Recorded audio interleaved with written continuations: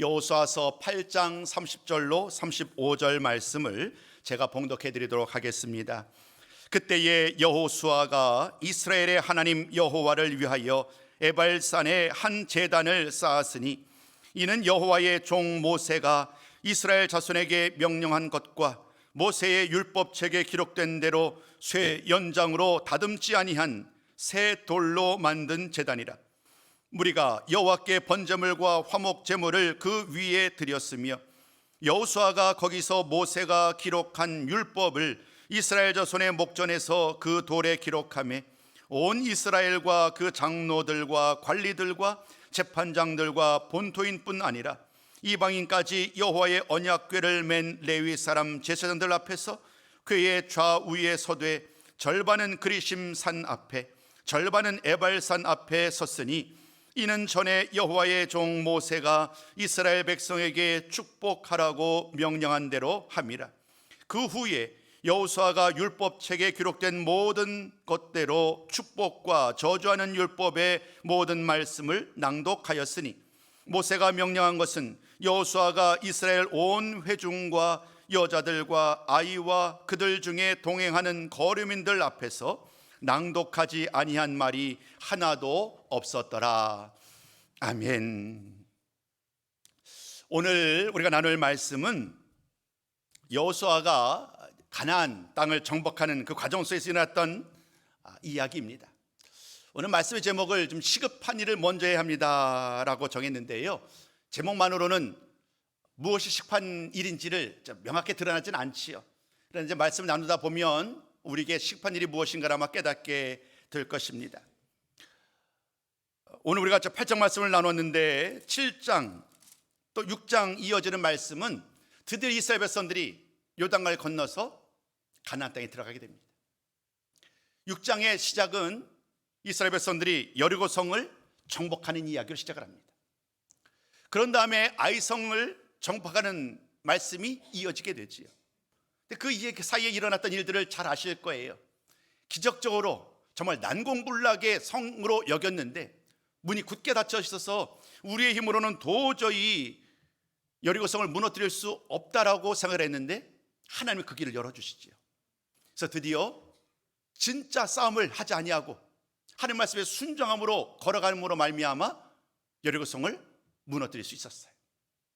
그 다음 이어지는 것이 바로 아이성 싸움이지요. 모든 면에서 여리고성과 아이성은 비교가 되지 않습니다. 그 성의 규모나 성의 그 어떤 튼튼한 강도나 모든 면에서 아이성과 여리고성은 비교가 되지 않아요. 한마디로 여리고성을 무너뜨렸으니 아이성은 힘을 다해 싸우지 않아도 승리할 수 있다는 것이 지배적인 생각이었어요. 그 결과로 여러분 아시는 것처럼 아이성 싸움에서 실패를 하고 맙니다. 하나님이 왜 실패하게 되었는지 말씀하시죠. 한 사람 아간의 죄 때문임을 하나님은 말씀하셨고, 이제 이스라엘 모든 백성들이 이제 하나님의 말씀 따라 제비를 뽑아서 누가 과연 이 일로 인하여서 이 잘못 행하는지를 추적해 가서 마침내 아간의 범죄임이 온 천에 드러납니다. 아간과 그의 가족 또 그가 몰래 숨겨서 다 진멸해야 됐었는데 여리고성에서 취했던 귀한 재물을 다 불살라 버리죠. 그 일이 있고 난 이후에야 비로소 하나님이 그 이스라엘 향한 진노를 거두시게 됩니다. 그 말씀 이후로 하나님의 말씀을 따라 이스라엘 백성이 또다시 아이성을 공격하고 하나님은 그 아이성을 정복해서 이길 수 있도록 그 길을 열어주십니다. 아이성을 정복함으로 말미암아 가나안 땅의 중부 지역이 이제 이스라엘의 차지가 된 것입니다. 원래 여호수아의 계획은 가장 먼저 요단강을 건너가서 세겜 땅으로 들어가고 그곳에서 여리고성과 아이성을 정복해서 중부 지역을 먼저 점령하는 것이었습니다. 그 다음에 그의 계획은 남쪽으로 방향을 돌립니다.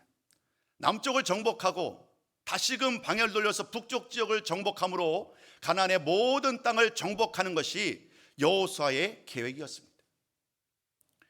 이제 여호수아는 아이성을 정복함으로 중부 지역을 다 점령하였으면 자연스럽게 어디로 시선을 돌려야 할까요? 남쪽으로 돌려야 되겠지요. 중부 지역을 다 점령했으니까 남쪽을 향하여서 내려가서 그 남쪽 지역을 점령하는 것이 너무나도 자연스럽게 이어지는 순서입니다. 그런데 오늘 본문 말씀은 갑작스럽게 우리에게 전혀 다른 이야기로 우리를 이끌어가요. 9장부터는 이제 남쪽 지역을 정복하는 이야기가 이어지는데, 갑작스럽게 오늘 본문 말씀 8장 30절부터 35절 말씀은 여호수아가 전혀 다른 곳을 향하여 나아가는 그 이야기를 기록하고 있어요. 전쟁의 한복판에서 승리의 기쁨을 누리고 이제는 그 사기가 올라갈 대로 올라갔기 때문에 기쁨으로 남쪽을 향하여 내려가서 또 북쪽을 향해서 올라가서 모든 땅을 정복하는 것이 당연스러운 이치인데, 놀랍게도 여호수아는 다른 선택을 하게 됩니다. 그의 선택은 남쪽이 아닌 북쪽을 향하여 올라가는 거예요. 화면에 좀 비춰주시겠어요? 좀 제가 그림을 좀 먼저 설명드리는 것이 좋을 것 같습니다. 화면에 보시면 한두 장 넘기면 있는데요. 잘 보이시나요? 잘 보이시죠? 네. 조금 작들의 좀 양해를 구합니다. 좀 설명하다 보니까 네네. 그 가운데 보면 이 그림이 어떤 내용이냐면 가나안을 정복하는, 중부 지역을 정복하는 그 모든 말씀을 그림으로 설명해 놓은 거예요. 장수로 얘기하자면 7장부터 9장까지의 말씀이에요. 7장을 보면 그 중간에 보면 아이성, 우리가 오늘 말씀이 좀 아이성에서 시작했으니까요, 그림의 이제 가운데로 좀 돌아와 주시면 좋겠습니다. 그림의 가운데로 보면 아이라는 곳이 위치하고 있습니다. 이 아이성에서 우여곡절 끝에 아이성을 정복했어요.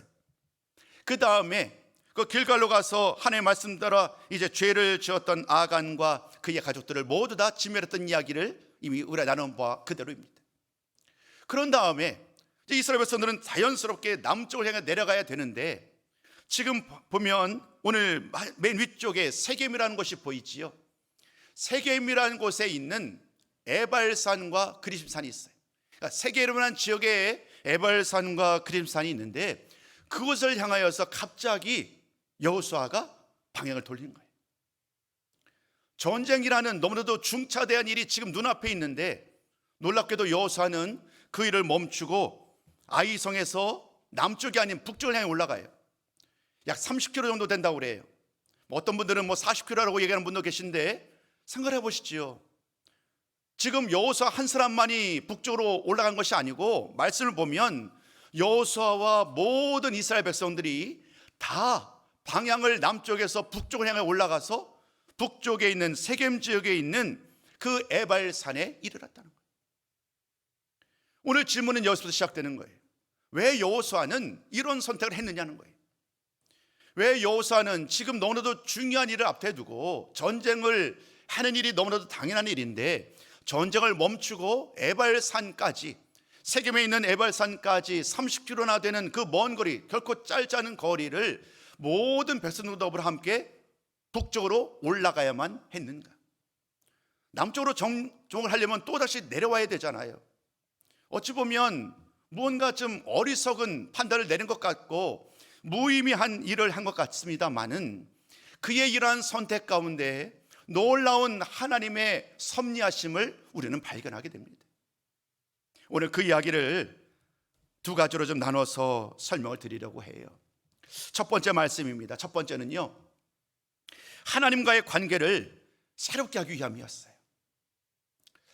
사실 큰 위기를 지금 넘어섰잖아요. 아간의 범죄로 말미암아 이스라엘의 많은 사람이 죽게 되는 그런 큰 치명적인 위기 가운데 있었지만, 하나님이 미리 사인을 주셔서 그 피해를 최소화할 수 있었어요. 그리고 하나님의 도우심으로 아이성과의 싸움에서도 패배를 맛봤지만 또다시 아이성과 싸움에서 싸웠고 승리를 할 수 있었어요. 근데 여호수아의 마음에는요, 그 마음 한 구석이 편하지가 않은 거예요. 비록 승리의 기쁨을 누렸지만 과연 이 승리가 어떻게 가능했는가? 과연 이 승리가 어떻게 가능한가에 대한 그 질문 속에서 여호수아는 이스라엘의 지도자로서 그는 떳떳하지 않은 거예요. 하나님 보실 때에 우리들이 마땅히 하나님의 말씀을 따라서 하나님의 말씀에 순종하여 믿음으로 발걸음을 옮기고 하나님과의 친밀한 관계 속에서 그 모든 과정들을 밟아왔어야 되는데, 아이성과의 싸움에서도 낱낱이 자신들의 치부가 다 드러난 것을 누구보다도 여호수아가 아는 거예요. 우리가 하나님과의 관계가 어그러지니까, 하나님의 말씀을 의뢰하지 아니하고 내 판단대로 내 의지대로 하나님께 묻지 아니하고 아이성과의 싸움에서 3,000명의 사람들만 데리고 나간 것, 이 모든 것들을 비록 용서를 받았지만 하나님과의 친밀한 관계가 이미 어그러질 대로 어그러진 상황이었음을 여호수아는 알고 있는 거예요. 영적으로 무뎌진 상황. 비록 하나님의 도우심으로 승리의 기쁨을 누릴 수 있었지만, 그러나 만약에 이러한 영적인 무뎌진 모습으로 우리가 계속해서 살게 된다면 언제라도 이 가나안을 정복하는 이런 모든 이들 가운데 또다시 패배할 수밖에 없다는 사실을 그는 알고 있었습니다. 그래서 그는 굳은 결심하게 되는 거예요. 지금 눈앞에 있는 전쟁은 가장 시급하도 중요한 일입니다. 근데 그 순간 그는 깨달은 거예요. 전쟁이 시급한 일이 아니라는 거예요. 전쟁이 가장 중요한 일이 아님을 그는 깨달아요. 나에게, 우리들에게, 이스라엘 백성들에게 정말로 시급하고 중요한 일이 또 다른 것이 있음을 여호수아는 알게 되는 거지요. 그것이 바로 하나님을 예배하는 일인 거예요. 하나님을 예배하는 일. 우리 모든 사람들이, 여호수아를 비롯한 모든 백성들이 철저하게 하나님과의 친밀한 관계 속에서 하나님을 다스리는 이러한 관계를 유지하는 것, 이보다도 더 시급하고도 중요한 일이 없다는 사실을 그는 깨달은 거예요. 그래서 그는 전쟁을 멈추었어요. 사실 여러분 생각해 보세요. 전쟁을 멈췄다는 것은 또 다른 위기가 다가올 수 있는 기회잖아요. 가나안에 있는 수많은 적들이, 이스라엘 백성들이 싸우지 않고 가만히 있다고 한다면 또 다른 대적들이 이스라엘을 공격해오는 상황에 그대로 노출되니까요. 그런데 그는 아는 거예요. 이 모든 전쟁이 우리에게 속한 것이 아니라 하나님께 속한 것임을 그는 알기에, 지금 내가 조금이라도 인간의 방법으로, 인간의 전략과 인간의 경험으로 전쟁을 치르는 것보다 오히려 잠시 멈추고 하나님의 도움을 구하고 하나님께 예배하고 하나님의 지혜와 하나님의 능력을 구하는 것이 더 중요한 일임을 그는 고백하며 이제 기쁜 마음으로 북쪽을 향하여 에발산으로 나간 거예요. 에발산에서 그 한 일은 한 가지입니다. 하나님께 제단을 쌓고 제물을 드리고 하나님 아버지 앞에 제사를 드렸습니다. 한마디로 오늘 우리들의 이야기를 하자면 하나님께 예배를 드린 거예요. 전쟁이 중요한 것이 아니라 하나님께 예배하는 일이 가장 중요한 일임을 그들은 알고 있었기에 여호수아는 모든 백성을 데리고 다 더불어 함께 이 예배의 자리에 동참하도록 그들을 이끌고 가는 거예요. 인생이 잘 될 때에 우리는 더 주의해야 합니다. 성공가도를 달릴 때에 우리는 때때로 하나님과의 관계를 놓치기 쉽습니다. 하나님 아버지 앞에 무릎 꿇고 하나님께 기도하고 하나님의 도우심을 구하지 않아도 내가 잘 나가는 그 상황이야말로 나의 영적인 위기가 시작되는 또 다른 상황임을 잊지 말아야 합니다. 이스라엘 백성들에게 가나안 정복은 꿈이었습니다. 그 꿈이 이제 하나씩 이루어지는 이러한 상황 속에서 여호수아는 참으로 탁월한 선택을 한 거예요.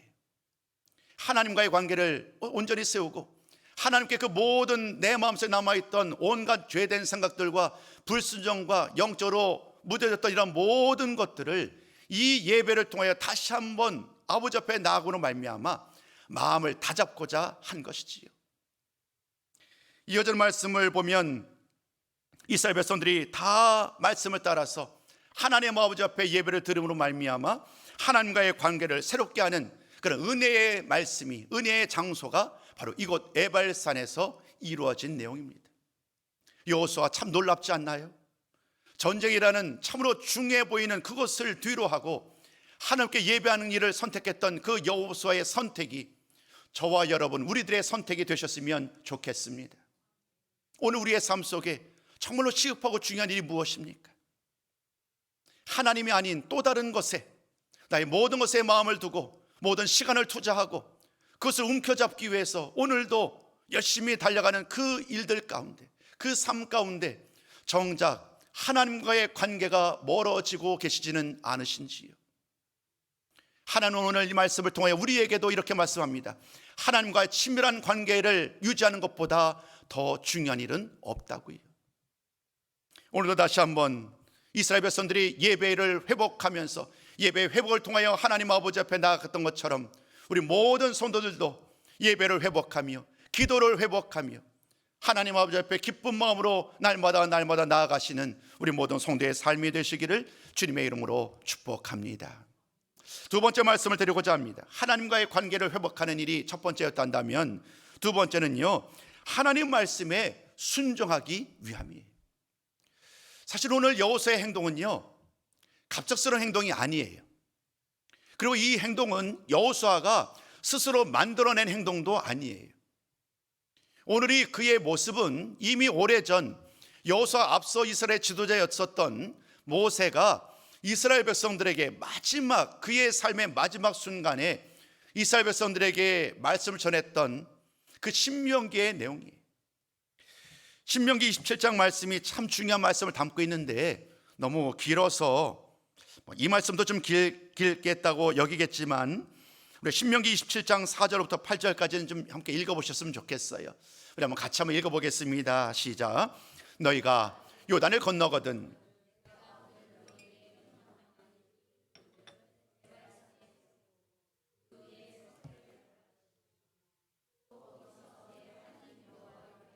제단 곧 돌단을 쌓되 그것에 쇠 연장을 대지 말지니라. 너는 다듬지 않은 돌로 내 하나님 여호와의 제단을 쌓고 그 위에 내 하나님 여호와께 번제를 드릴 것이며 또 화목제를 드리고 거기에서 먹으며 내 하나님 여호와 앞에서 즐거워하라. 너는 이 율법의 모든 말씀을 그 돌들 위에 분명하고 정확하게 기록할지니라. 아멘. 모세가 이스라엘 백성들에게 한 명령이에요. 여러분 한번 말씀으로만 돌아보시겠어요? 오늘 말씀 돌아오셔서 우리 8장 30절부터 시작되는 말씀을 쭉 보면 31절로 33절까지 말씀은요 똑같은 내용이에요. 모세가 요단강을 건너가기 이전에 저 멀리서 가나안 땅을 바라보면서 이스라엘 백성에게 부탁을 합니다. 그곳에 들어가게 되면 에벨산에 이 돌들을 세워요. 그 돌들 새로운 돌이죠. 새로운 돌들을 세우고 그 위에 석회를 바르고 하나님의 말씀을 따라 돌단을 쌓은 다음에 그곳에서 제사를 드리라는 거예요. 쇠 연장으로 되지 아니하는 그것으로 연장을 쌓고 하나님 아버지 앞에 제단을 쌓고 하나님께 예배를 드리는 이런 모든 일을 할 때에 하나님께서 그 귀한 예배를 받으실 거라는 말씀을 하신 바 있어요. 시간이 지난 다음에 그 모세의 명령을 여호수아가 떠올린 거예요.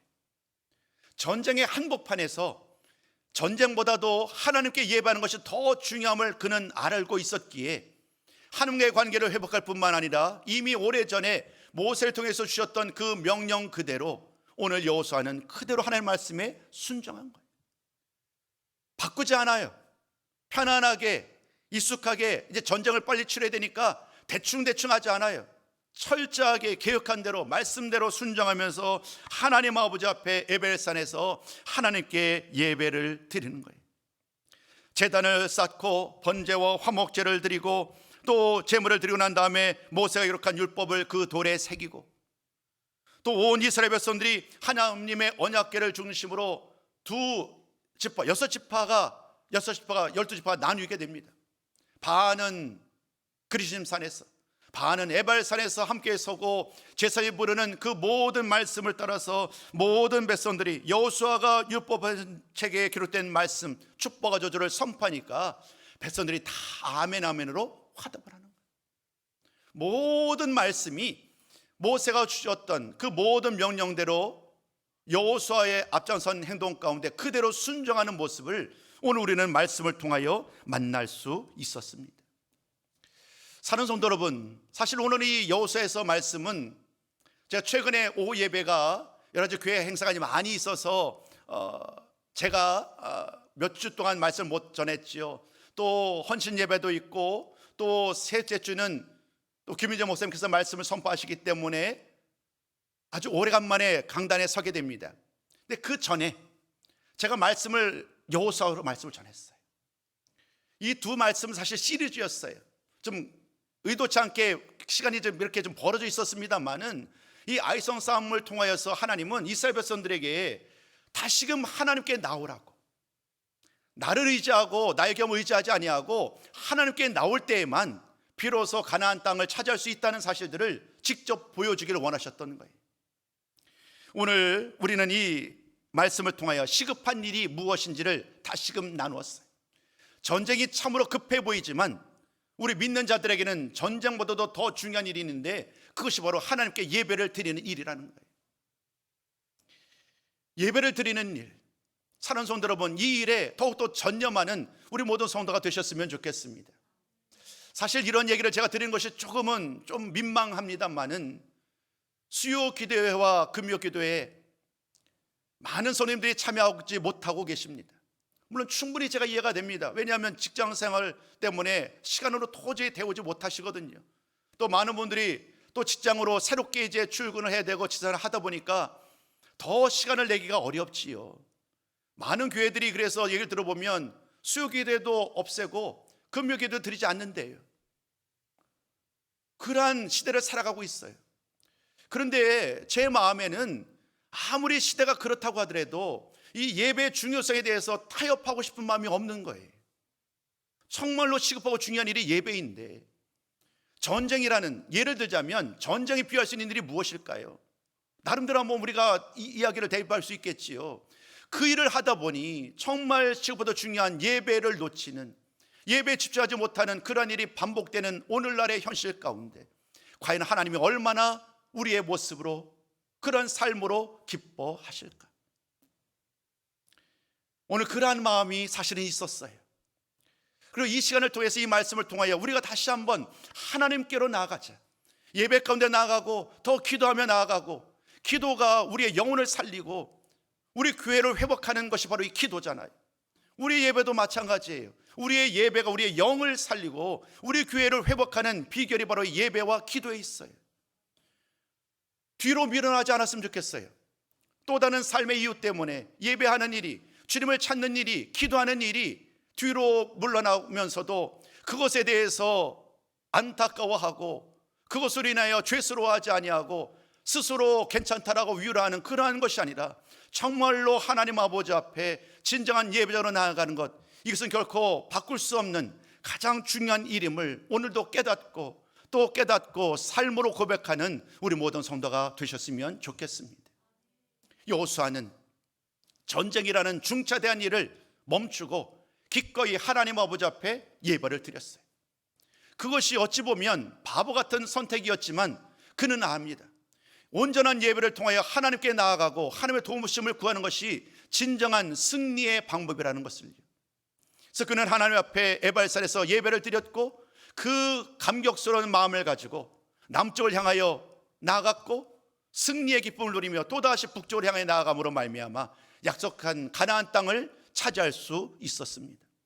오늘 사랑하는 성도 여러분, 우리에게도 하나님께서는 비록 상황도 다르고 비유하는 의미는 다르지만 우리의 삶 속에 참으로 시급하고 중요한 일이 무엇인지를 묻고 계십니다. 그 일은 예배라는 사실을 굳이 더 강조드리지 않아도 이미 우리의 마음속에 온전히 품고 있으니, 사랑하는 성도 여러분, 날마다 예배에 드리는 일에 더 힘쓰시고 있는 그 자리에서 예배당에 와서 수요기도와 금요일을 참여하지 못한다 할지라도 있는 그곳에서 주의 이름을 부르며 한 마음으로 한 뜻으로 이 귀한 예배자의 사명을 잘 감당할 때에 하나님께서 크신 은혜와 복으로 함께하여 주실 줄로 믿습니다. 일평생 이 말씀 붙들고 거룩한 예배자의 자리에 나아오시고 그 하나님을 마음껏 찬송함으로 말미암아 언제나 변함없이 승리의 기쁨을 누리는 우리 모든 성도의 삶이 되시기를 주의 이름으로 축복합니다.